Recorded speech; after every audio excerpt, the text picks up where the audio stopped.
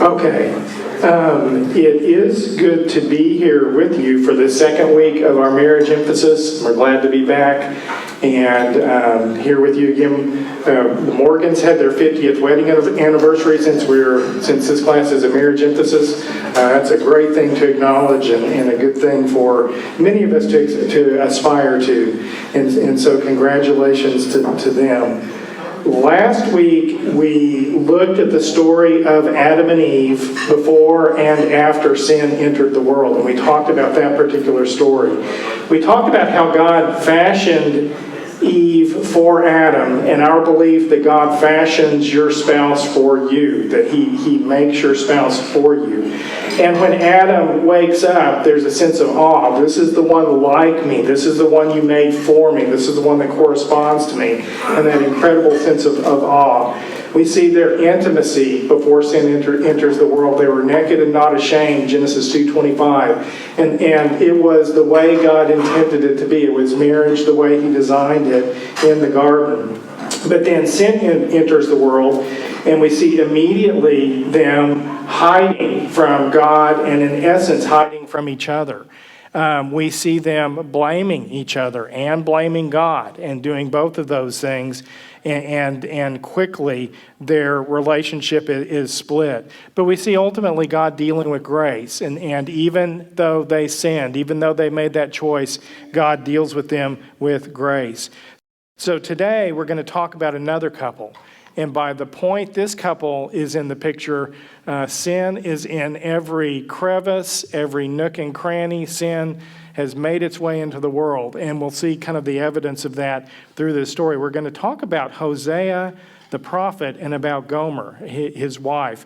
And we're going to look at what happens when marriage doesn't go the way it should. What happens when it doesn't go the way we thought it would.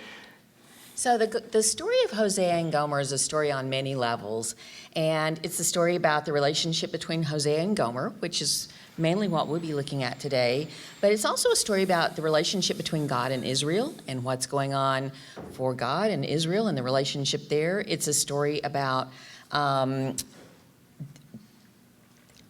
marriage within the Israelite culture, and most importantly, maybe it's a story about us and God too. And so we see this story, as with all of the stories, where God is trying to say, I created you, I loved you, I want a relationship with you. And so that's where we're looking at the marriage part, but Hosea is about so much more on so many levels.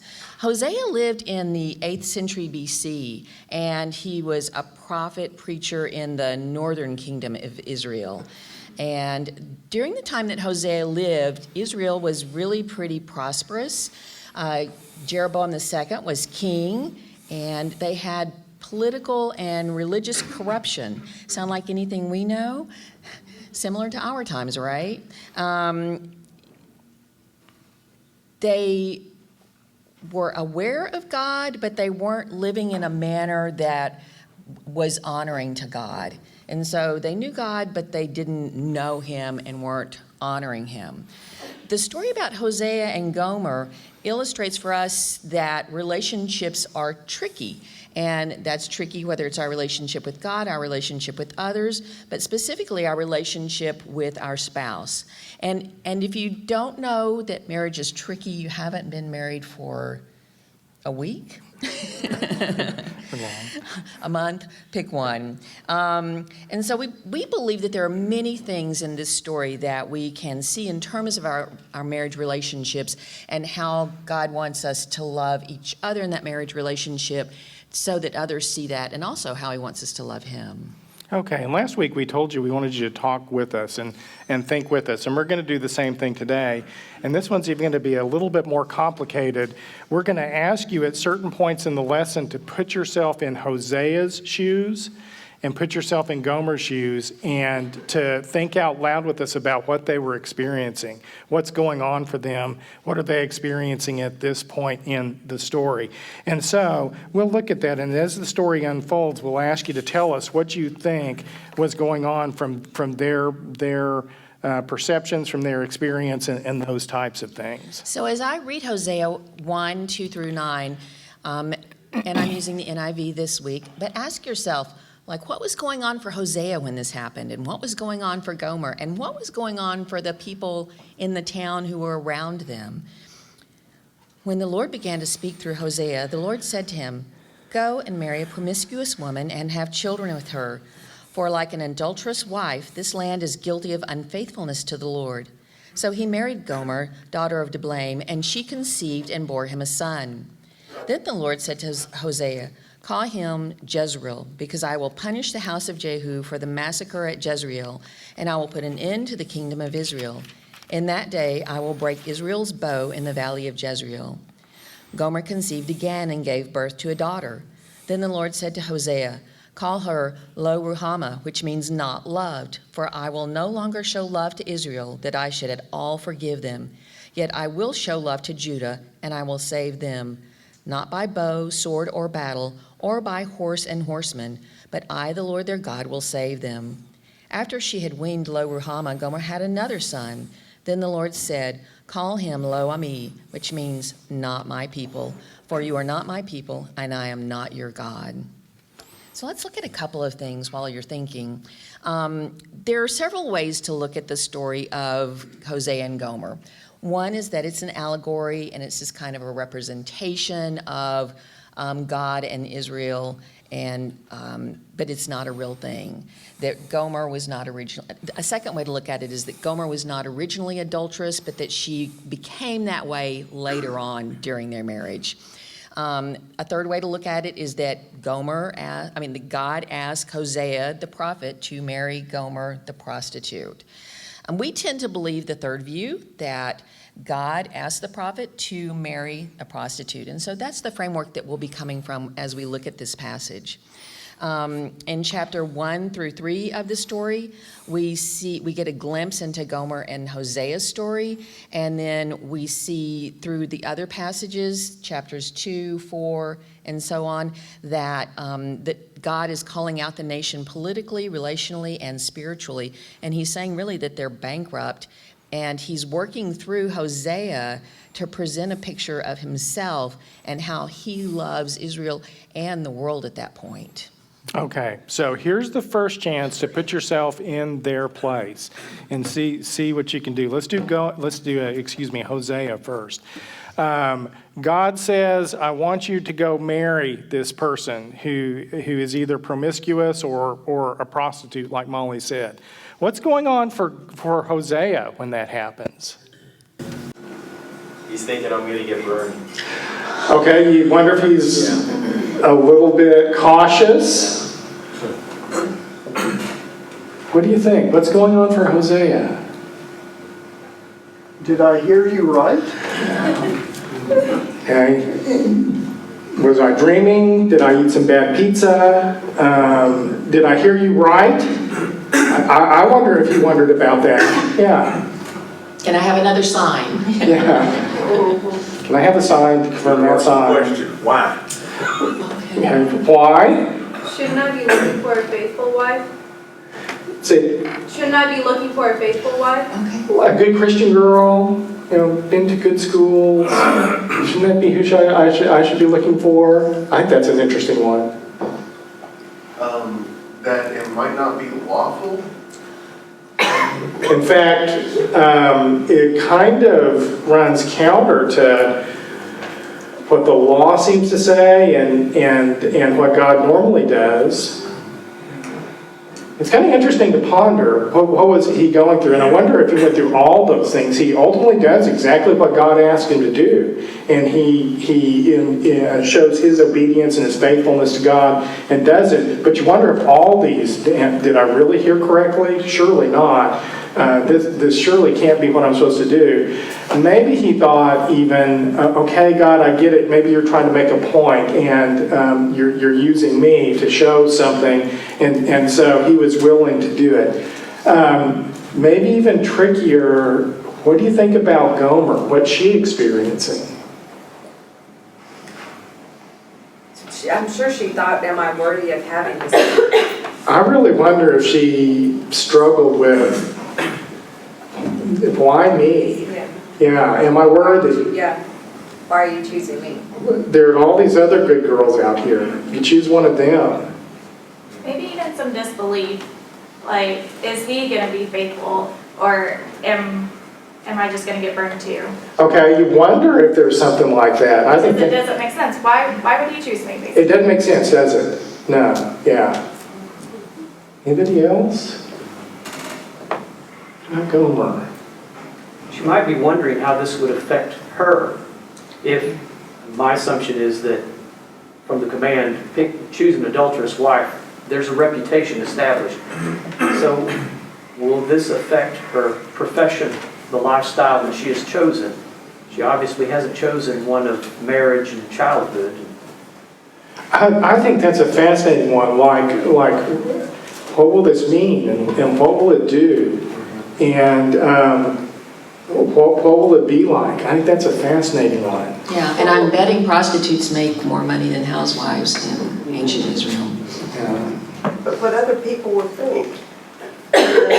You run through that pattern too about her Yeah. viewpoint.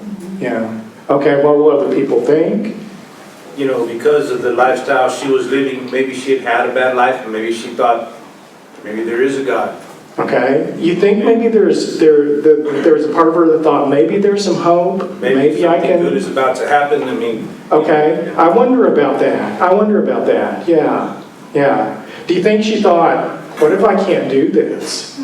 What if I can't? What if I try and I crash? And you wonder a lot of things. But let's go down that. Let's ask the third question. What about the community? What did they think?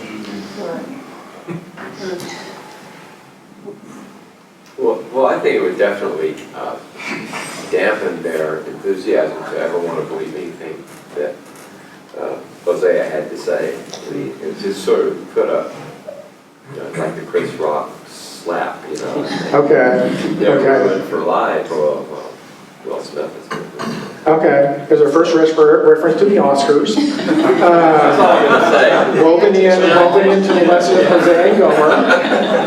That's all I'm going to say about that. I'm just thinking that, boy, he's going to have a hard time convincing anyone. Yeah, you wonder if it went through his mind, is this going to make it harder for me to do what I do or easier? Yeah.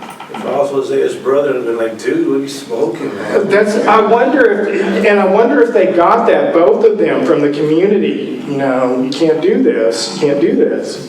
Well, from what I remember, the text doesn't really say what kind of prostitute Gomer is. She may actually be a temple prostitute. And if that's the case, marrying the prophet of God who won't shut up about the covenant might actually be, she may be isolating herself from the community and from faithfulness to their gods that they're worshiping at the time.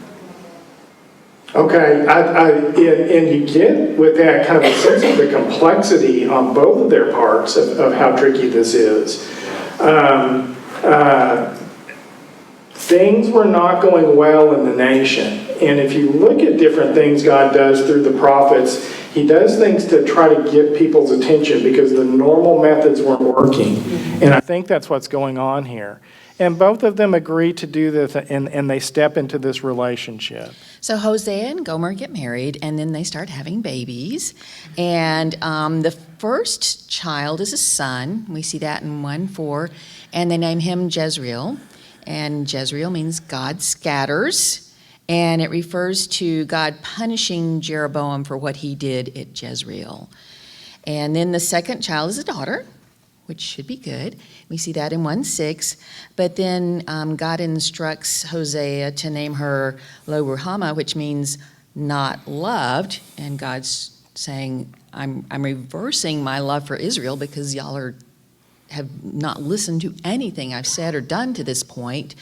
And then there's the third child, and this is another son in 1:9, and it's Lo Ami, and it means you are not my people, and I am not your God. So really strange names, Hosea. Okay. That's what I'm thinking if I'm Gomer. Okay. So how many years are we talking about here? 3 children. At least 3. Yeah, at least 3. Yeah, enough time for them to be weaned, so maybe even a year in between. About 6 years or so. Yeah, probably 5, 4, 5, 6, 3, probably at the very least, 6, 7, but something like that. And so we have this time period in the early part of their marriage, and we have this with these children, unusual names. Put yourself in their place again. Let's do Hosea, early part of marriage. What's Hosea experiencing during early marriage?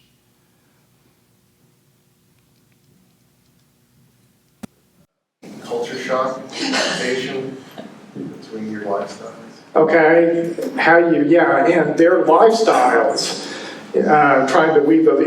Any time early marriage, you're weaving together two different lives, even if you grew up next door from each other. Okay, but trying to weave those together, the tricky part of that. Yeah, what else? I think too, there's probably this element of, Gomer as someone in the northern kingdom. Hosea is preaching against the northern kingdom, which means he's, in a sense, preaching against her. And so she's constantly being confronted with her sin before the Lord. Okay. And that had to have caused tension. You wonder if there's wear and tear over time. Absolutely. Yeah.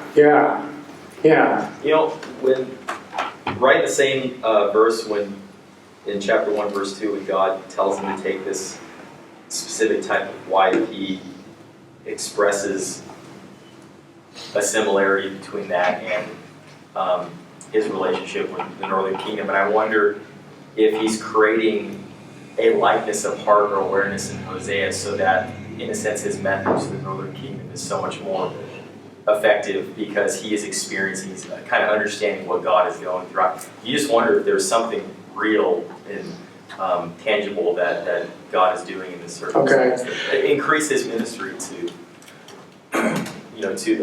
his people that have really rebelled and fallen. Okay, I can't help but wonder if Hosea was thinking, okay, God, I get it. You wanted me to marry this woman, and you wanted me to show her love, and it's how you love us, and so I get it. I get the thing you're trying to show me.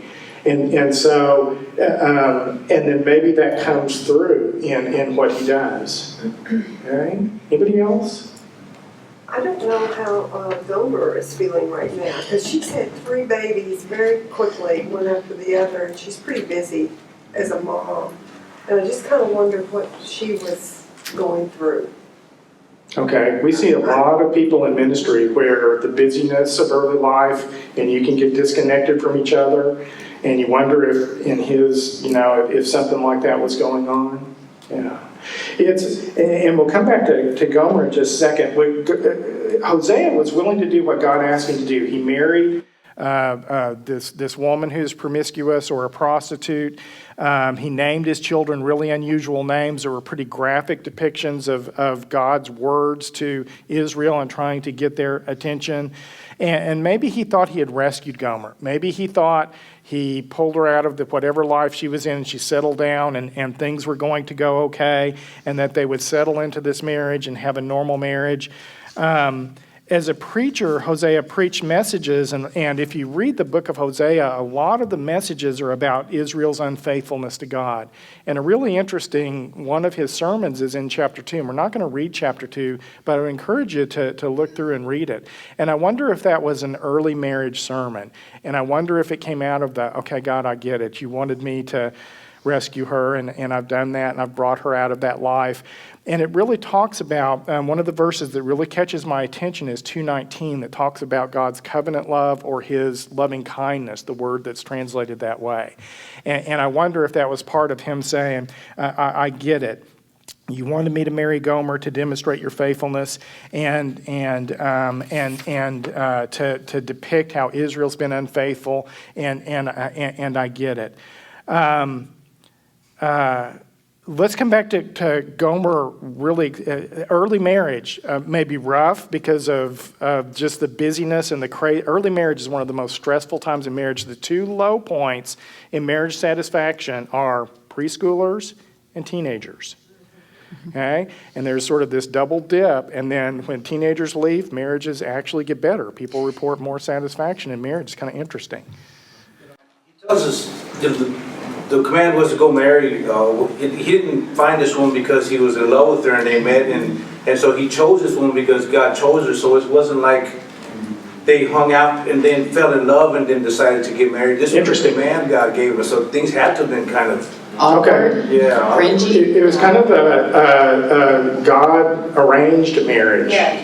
And, I'm putting you with this person, so cultures that have arranged marriages, it maybe represented more of how you fit it together. Right. Yeah. Okay? Gomer, what's she going through early marriage? She's been taken out of what she knew Her life. into this, and motherhood, and being a wife, and it was totally new to her. She probably didn't even know what that meant. So all of a sudden she's plunged quickly into this whole different lifestyle that she had, had been accustomed to, had probably lived her whole life.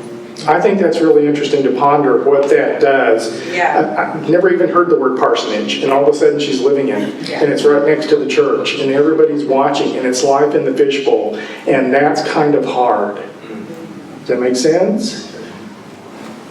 Yeah. I wonder, in this culture, did a woman really have an option to turn down a marriage offer? It's not like the culture we live in. I mean, it just seems like in the Old Testament, when a man said, this is going to be my wife, it just kind of happened. So it's something I wonder if that adds another element where it might not have necessarily been her ideal choice, but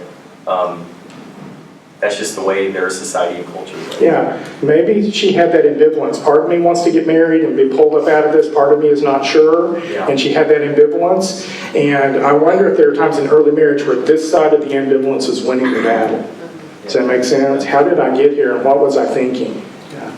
So in some ways, Hosea and Gomer remind me of Ruth and Boaz, where Ruth was not, unfaithful in any way, but she was in this incredibly impoverished situation, as gleaning off of the field, and then pretty quickly finds herself being chosen by Boaz for marriage. And that, Boaz is very wealthy, immediately lists their financial situation, and it's really a display of Boaz's own righteousness in doing that. And with Hosea, the reason I'm making that connection is that there's no arrangement by the parents. It's not as if the parents are negotiating, okay, this for this, and then we'll put our families together. It's just an election in the sense of Boaz just chooses Ruth. Yeah. And there's this element here, I think, that reflects God's election of Israel. God just chose Israel and then lifts up their station, and then they run away. Okay, and I think there are a lot of parallels there. And in fact, the bride price, when people talk about that, shows up in chapter 3 as maybe this is where the bride price happens in chapter 3. And so it is kind of interesting because I think this is, with Gomer, maybe she was confused even past the marriage of why he asked me. I wonder if she continued to feel guilty even after she got married based on her lifestyle. A lot of folks, even if things settle down and they turn the corner, their earlier years, their college years, their young adulthood just sort of echoes in their ears, and it can haunt you, and you can carry that guilt with you at times. I do think for some people it's easy to accept forgiveness for your past. For other people, it still feels like your past defines you. Small town, and she used to be a prostitute. You think that goes away easy? Yeah, in that community, maybe not. And you do wonder, was she restless? Did she miss her past life, the things she was familiar with? Even though your past can be frustrating, it also can be incredibly familiar. And you can know what life is like in that particular way. And so I launched into your part, didn't I? It's fine. I'll read the verses. Okay.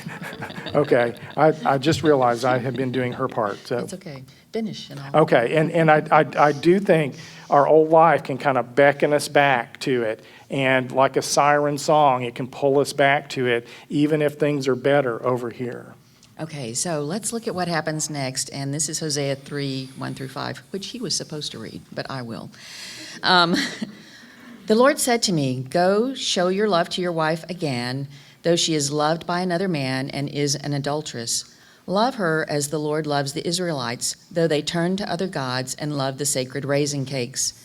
So I bought her for 15 shekels of silver and about an omer and a lethek of barley. Then I told her, "You are to live with me many days. You must not be a prostitute or be intimate with any man, and I will behave the same way toward you. For the Israelites will live many days without king or prince, without sacrifice or sacred stones, without ephod or household gods. Afterward, the Israelites will return and seek the Lord their God and David their king. They will come trembling to the Lord and to his blessings in the last days." Okay. Yeah, and I'm going to jump back to it because I Okay. didn't say that. Okay. I did her part, so apologies to everybody for confusing everybody. At some point in their relationship, in that early marriage, they begin to have problems. And look back at the names of the second and third children. Okay? Scholars who look at this tend to believe the first child was theirs. There's some chance that second and third child were not. Does that make sense? That she was already kind of going back toward that life, and that the names were not only representative of what God was doing to Israel, but of their relationship at that point. So things got rough, and things got hard, and even if they named him that, the fact that at a certain point she walks out, I think things were probably not going well, and even if they were going well for a while, they went downhill until a certain point that she walks out. That part that Molly read, she leaves. She walks out, and she either goes back to a life of prostitution or into a relationship with someone. And so she walks out on the marriage, she walks out on the children. Even though she had been rescued from her life by Hosea, she returns to it. Do we ever do that as Christians?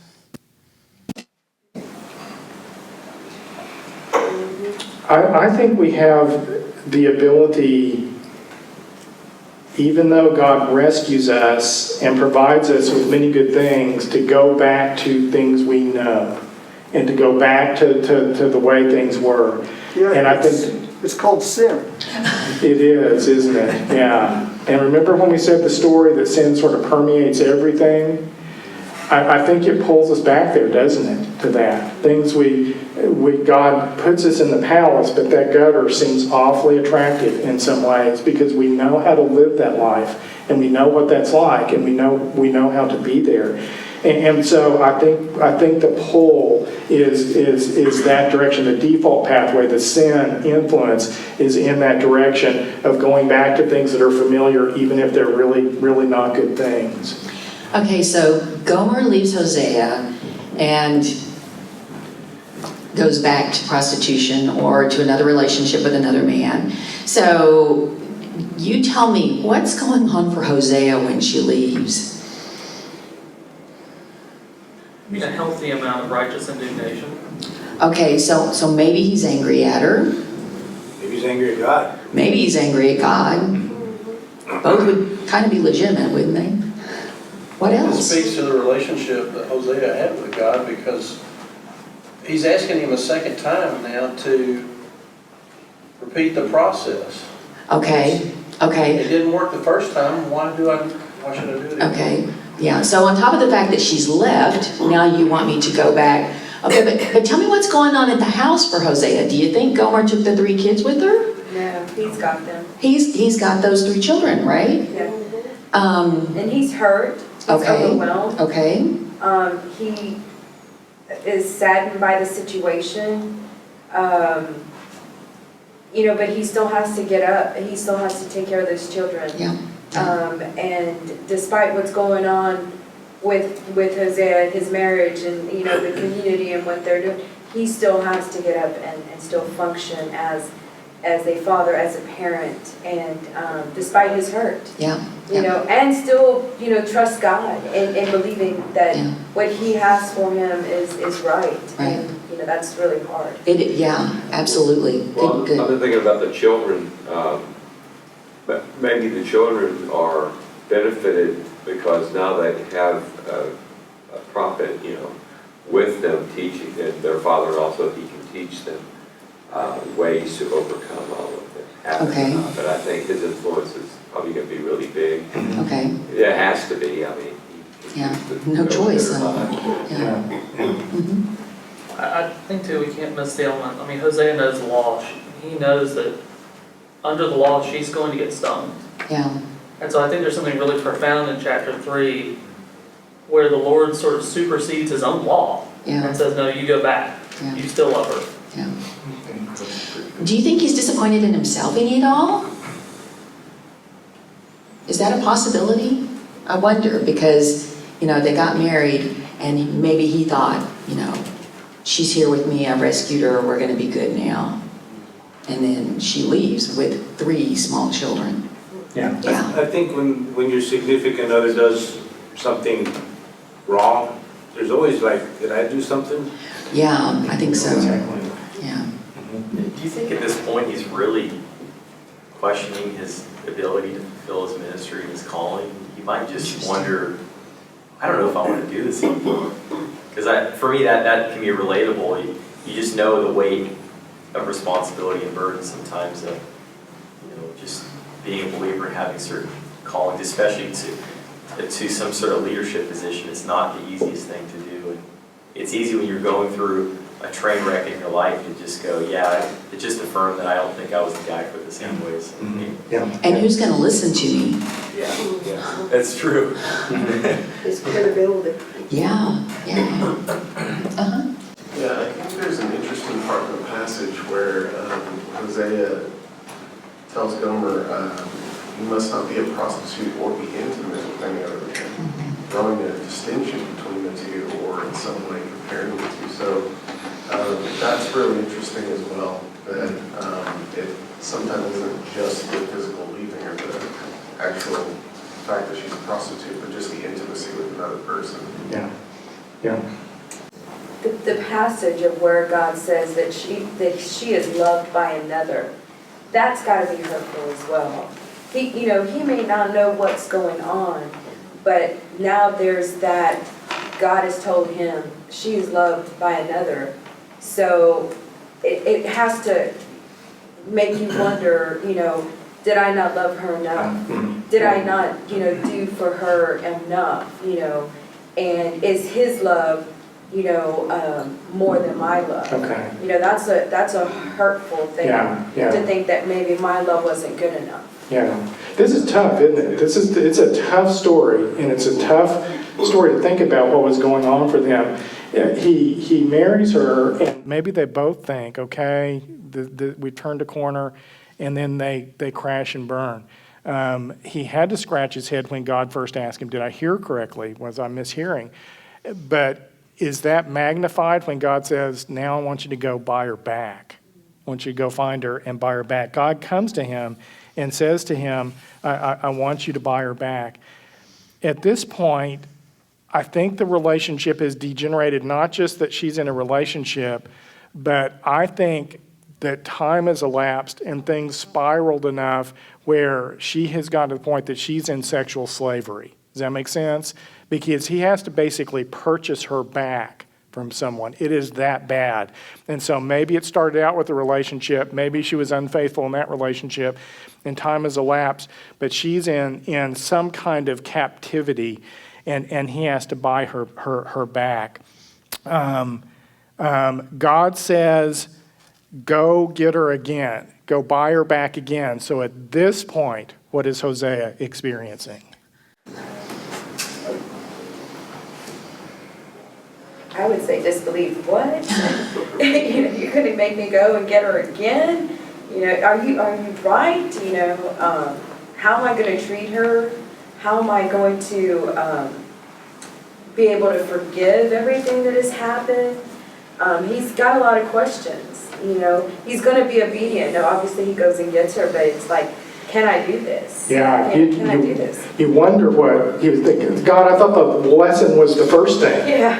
I didn't know there was a next one. I didn't know there was another one. Yeah. What's Gomer experiencing apart from knowing that God is telling Hosea to come buy her back? When she's in slavery, disconnected from him, what's she experiencing? I might have had it better before. Yeah. Did I blow it? That whole hindsight is 20/20 thing is probably. Yeah. I think it's interesting, it doesn't necessarily say that she was unhappy with the other man that she was loved by. So maybe he was thinking, well, we didn't have a good marriage, it was rocky, she's with this other guy who loves her now, just let it be, let it be a peace. And God says, no, that marriage relationship is still intact, it's just, you need to go and retreat. Yeah. Yeah, there's another interesting thing about prophets is the idea of crying over Israel's sin or lamenting for them or petitioning for them. And when Christ talks about divorce in the New Testament, he says, because of the hardness of your hearts, many of men. And so if Hosea has not taken that step of having a divorce, even though he's fully in his right to, his heart isn't hard towards God. Yeah, it's really interesting to ponder, and you wonder from his standpoint is, what in the world, God? I thought I did the hard thing already. And from her standpoint, maybe it was, this is where I deserve. This is my life. Or, man, I blew it and I blew it. Am I ever going to get this right? I am the stupidest person in the world. I'm never going to get this right. And now I'm at this point. The law allowed for him to have her stoned. He could have divorced her. He could have had her stoned, either one of those. And he would have been within his rights. Where does he find her? Where is she?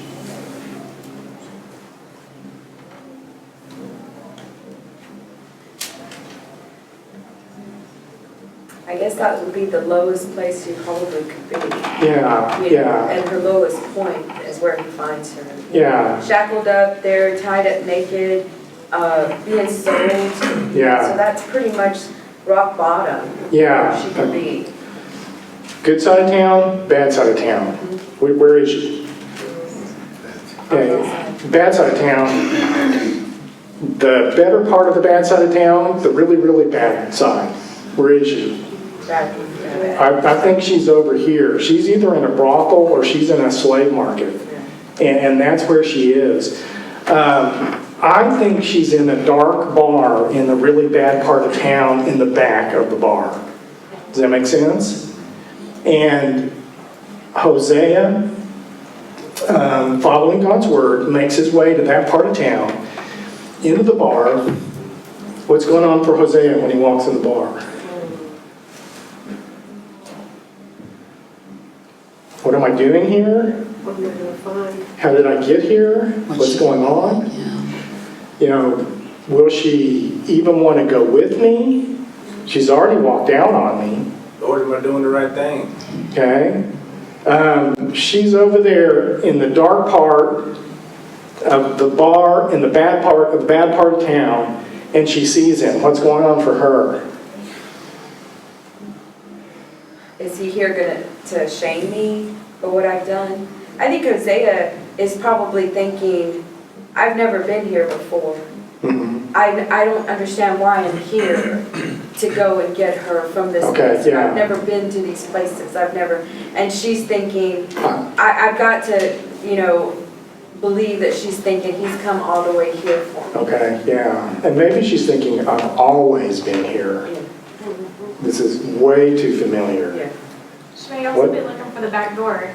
How do I get out of here before he gets me? Can I slip away? Maybe he won't notice me. And maybe she looks so bad at that point that it's hard for him to notice her. He makes his way there. He finds her.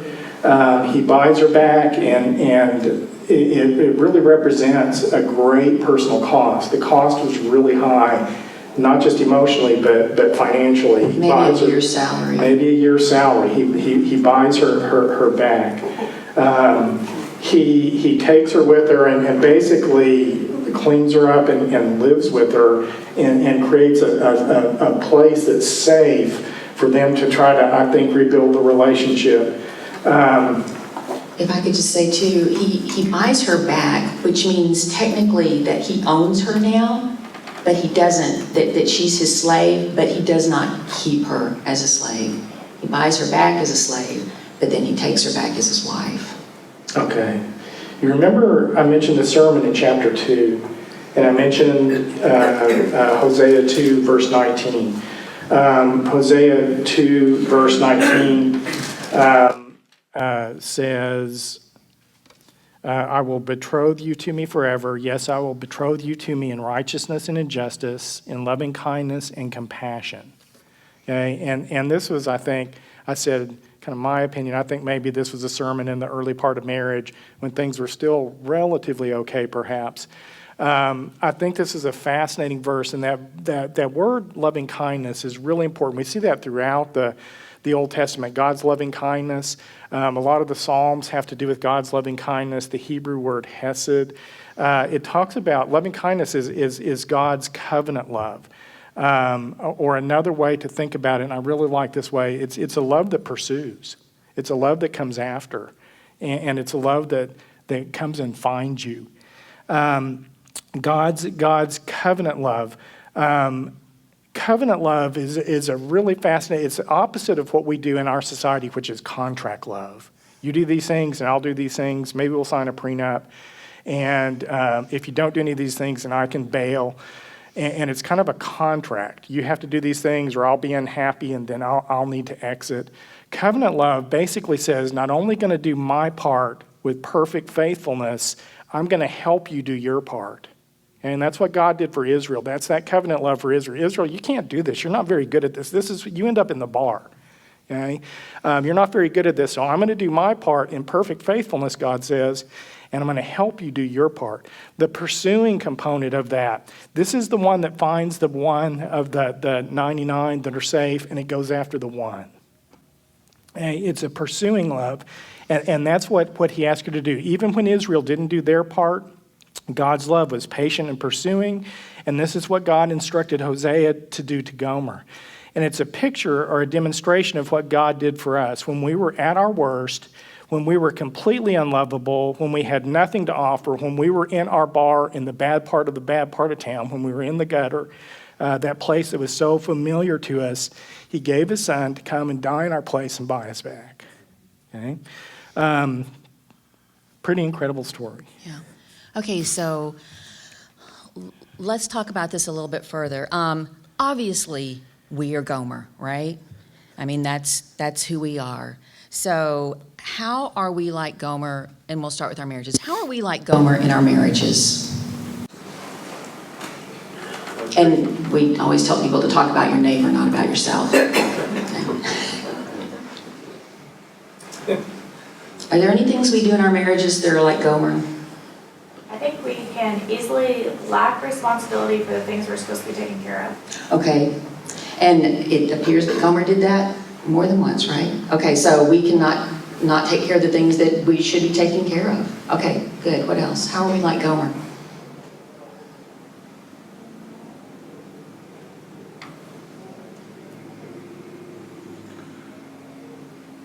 I think it's our culture. A lot of people come into marriage already looking for the back door. Okay. And if it doesn't work out, we can always get a divorce. Gomer may very well have been in that ballpark. She might have said, well, you know, I'll give it a try. Maybe not really believing it might work out. Okay. And she always had an exit plan. Yeah. And when you look at things, it really makes you think she probably did all along. Yeah. Kind of stepping through what he was saying, Gomer was always kind of looking back to where she came from and ready to go back, and never really having let it go. It seemed like she always held on to a piece of that. Okay. Okay. And I would say unfaithfulness, but not necessarily in an adultery way. It was not putting our spouse first, not having other avenues, and not being faithful to your spouse, and God has ordained us to be together, and you're going to be important. Sometimes maybe work, maybe hobbies, maybe whatever comes first in our lives. Okay. Okay. Did you have one?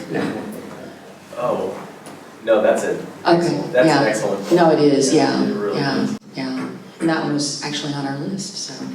So I think we can be sexually unfaithful in our marriages. I think that's entirely a possibility. And if you're newly married or earlier in marriage, I think you need to acknowledge that, at some point you might see somebody that looks more attractive than your spouse at that point. So I think that we could be sexually unfaithful. I think we can be emotionally unfaithful. We know that Gomer was both, but I think that we can all check out from our spouse every now, find somebody else that we share more with than with them. And so I think we can be emotionally unfaithful like Gomer. I think, and this goes back to what you said so beautifully, we can put things before our marriage, whether it's work, children, friends, activities, all of it, ministry, all of those kinds of things. We go full-fledged into that, and we leave the marriage over here. And so I think those are all ways that we can be like Gomer in our marriages. How are we like Gomer in our relationship with God? Indifferent. Okay, I think we can be indifferent.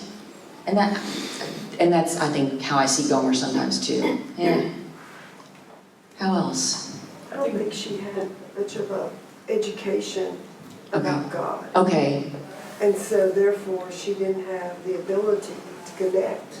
She didn't really know who he was. She really didn't really have a relationship with him. Okay, so not knowing who he is. Okay, But good. she really kind of ignored it. I mean, she was living with a prophet. And so I have to believe that she knew who God was. She was just completely ignoring who God was. Okay, good point. So I think in some ways, actually,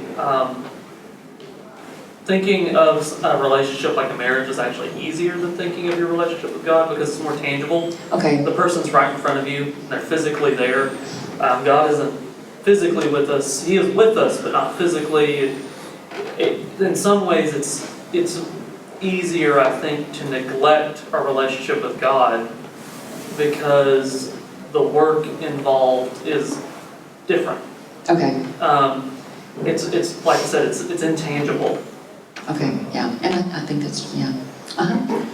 Even the way that marriage is structured, and it talks about Jesus saying, if you love me, will obey my commandments, and how the wife is supposed to follow the husband. Whenever you consider us being Gomer, we desire to lead the relationship in the direction that it goes instead of following God. Okay.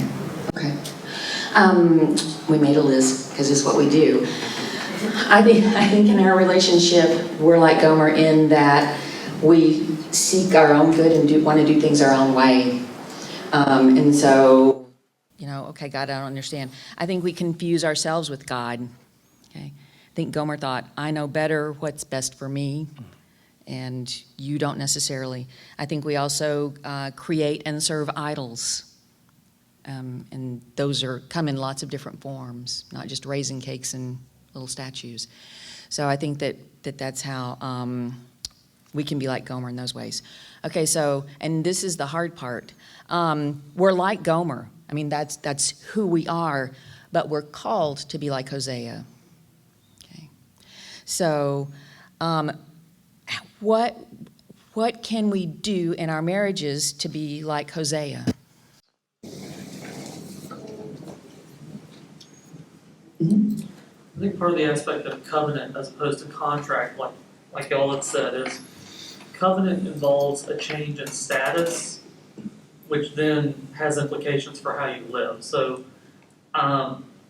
practically speaking, when we fall into sin in some way, there's a tendency for us as Christians to then doubt our status in Christ, when that's actually not how it works. Our status in Christ is set. It's absolutely set, and then we're called to live up to that calling. Okay. And I think that was something that Israel often missed, is that they were already and always married to the Lord. And now they're being called to be faithful to that relationship, to that calling. Okay. So how do you do that? How do you be like Hosea with this person who leaves their socks everywhere and doesn't wash their dishes off? And, how do you do that? I think on the most basic level, Hosea was a man of God, and so he done it to please God more than anything. So in direct response to your question, to please God as opposed just to do it because I have to. If I do it for God, then everything else is gravy after that. Okay, so is there some sense that even though you were the one wronged in the situation, that you still love and forgive your spouse? You're the one who says, I'm sorry first, even though your part was this much and their part was this much? Do you think it means pursuing the welfare of your spouse above your own welfare, potentially? Yeah. So you wash the dishes even though you've also picked up all the socks and clean the bathtub? I don't know, pick something. So does it mean doing things even when they've hurt you, loving them back anyway? So no matter what your spouse is doing or not doing, we can still point people to God by responding the way that Hosea did. And I don't think Hosea was perfect. I'm pretty sure he had some flaws. But that's who we're called to be. We're called to be Hosea, regardless of what our spouse is doing or not doing. Okay, so my last question. Do you think that Gomer saw God in Hosea? Yes? She saw grace. Okay, I think so. But I have to say, he had the rules, Okay. and God puts those on us as well. Okay. It's not just, this you're gonna go do whatever you want. Right. But I'm gonna show you grace, and I'm gonna show you, but, there's things that you're gonna have to do. He does set some parameters. Yeah. Absolutely. Some boundaries Yeah. in that. Okay. So this last question is actually a two-part question. Does your spouse see God in you? And with that question, I'll say we have homework for you. Okay, and then the homework sheets that Joel has over there, we saw that some of you did it from last week again. He'll pass those out, and you can take one a person or one a couple, depending on what you want to do. And we encourage you to go and talk about these with each other more and have some conversations with each other about these. We're thankful that you were here today. We'll talk next week in our last week about how do we take our marriage, this thing God has given us, and how do we let God work through it to others around us. And so we're going to look at another somewhat unusual couple. We're going to look at Aquila and Priscilla. So we'll see you next week. And to do that, and let us, as we finish up, close in prayer. Lord God, I thank you so much that you love us beyond anything we can ever imagine, and that you come for us and look for us over and over and over again. I cannot thank you enough for that, Lord God. I thank you that at this point we have spouses in our lives, and I thank you that you've given us an opportunity to be loved and to love them and to try and learn who you are and who we should be in our relationships. God, I pray your care for each of these couples, that you would protect their marriages, that you would work in them, and that their marriages would be things that other people see God as they look at their marriages. Thank you for your love. In Jesus' name, amen.